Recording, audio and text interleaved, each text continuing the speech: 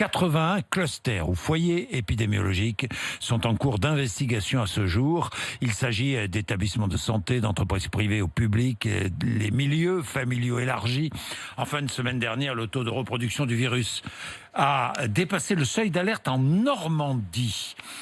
Est-ce le signe d'une reprise? Faut-il du virus, de l'épidémie? Faut-il s'inquiéter d'une deuxième vague? À Sarcelles, dans le Val d'Oise, une campagne massive de tests a été organisée ce week-end.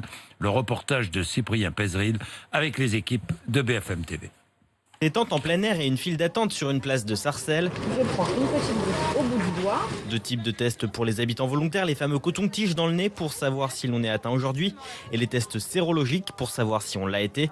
De quoi tranquilliser cette habitante. Je voudrais être sûre, est-ce que j'ai le Covid ou pas, par rapport déjà à mes petits-enfants, ma famille. Alors qu'à Sarcelles, le nombre de tests positifs est supérieur à 7%, contre moins de 2% dans le reste de l'Île-de-France. Numéro 137. La campagne de dépistage doit être massive, selon Nara Makayani, directrice de l'association qui aide à l'organisation. On a reçu plus de 230 personnes. Tout le monde a envie de comprendre, car cette situation elle est assez anxiogène. En Normandie aussi, plusieurs foyers de contamination détectés, de quoi alerter Benoît Cottrel, médecin à l'Agence régionale de santé. Ce sur quoi on doit être vigilant, c'est une diffusion éventuelle dans la population générale. Chaque jour, on surveille l'apparition de nouveaux cas avec les médecins traitants, avec les services de l'assurance maladie et avec la cellule régionale de santé publique France. En France, 39 foyers détectés ces 7 derniers jours. C'était 29 la semaine dernière. Ça n'est pas alarmant. C'est surtout un effet loupe, selon l'épidémiologiste membre du conseil scientifique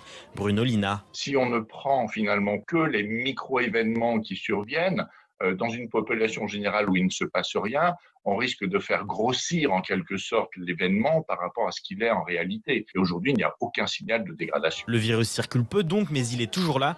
Bruno Lina le rappelle, la vigilance est toujours de mise.